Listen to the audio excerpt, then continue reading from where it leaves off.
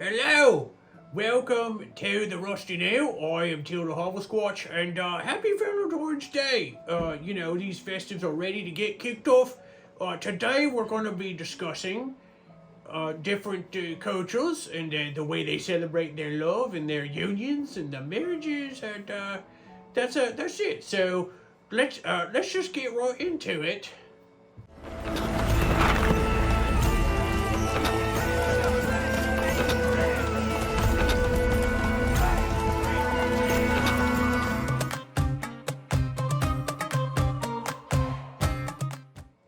Right, welcome back. This is ready to kick off the Valentine's Day. I'm excited, but first, before we talk about the elves and the dwarves and the orcs and the goblins and their marriages and love and all of the unions and all of that, and I did a little research there in their traditions and their history on Valentine's Day. So, about 2,000 years before, there was a great human emperor, and he felt he was above all else, including all religion and deity and everything. And on his watch, there was a guy named Valentine who was preaching his temple, his deity is the king of kings, the king of man, and all of this. And what he just wasn't going to have that, so he did away with him.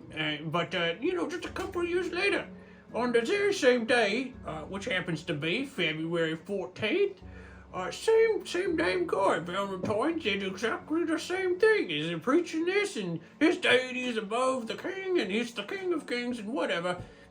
Your emperor, the human emperor, did away with him as well, February 14th. Honestly, they used to marry people in secret too behind the emperor's back. To be honest, it's probably to avoid taxes. I don't know, but that is the way it goes. That's what he did anyway. Executed, just did away with them. So that was and then his temple, their temple, gave them in their martyrdom eternal sainthood. So that they became Saint Valentine, and that is the origins. But there is one thing I actually am a little confused about. You celebrate a little pixie running around, more like flying around, just shooting people with darts that are toxic, giving them misguided sense of romance. I tell you right now, if I done see that such pixie, I'd be shooting him and my toxin you don't wake up from. Well, anyway, enough violence. I never understood it, but you humans love that kind of thing. I believe you call him Cuphead, Cupid. I see, but I bet there's a reward for him. I'm going to trap him if I sees him and sell him or something. But anyway, so that's your history there. Now let's jump into the elves. They tend to live a long time, and by that I mean forever. And when they marry forever. So it's kind of an eternal union. A little different from everybody else. I don't know how they stand each other. Honestly, I don't know how anybody stands an elf, even as an elf. But that is what they do.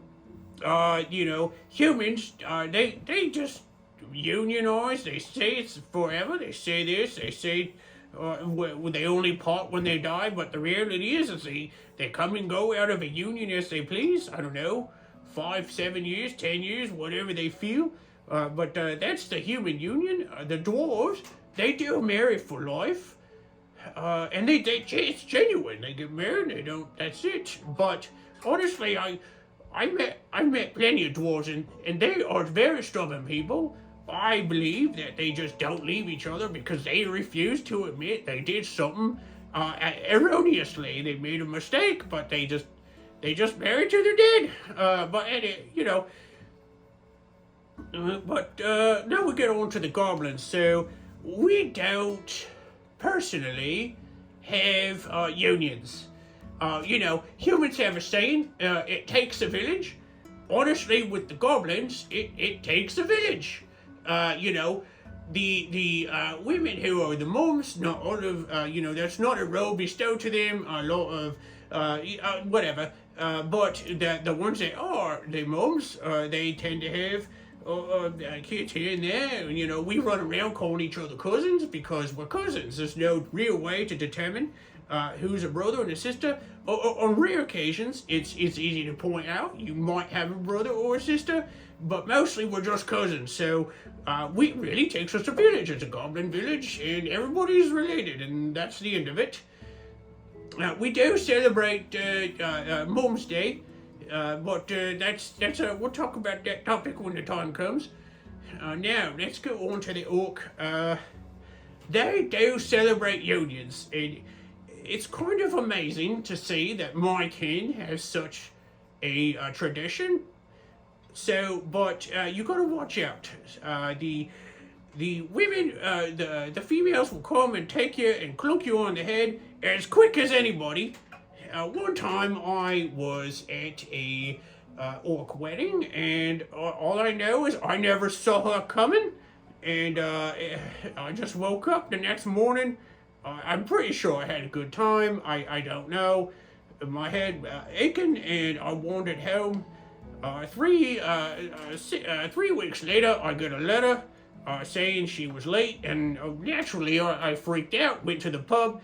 After I collected myself, I went and munched down the road. It turned out her offspring was half ogre. That's clearly not me. So, whew. But they do throw a hell of a party. The best shindigs, and in my opinion, they only get unionized and ceremonialized as another reason to get just completely belligerent. But like I said, it's a good time. And,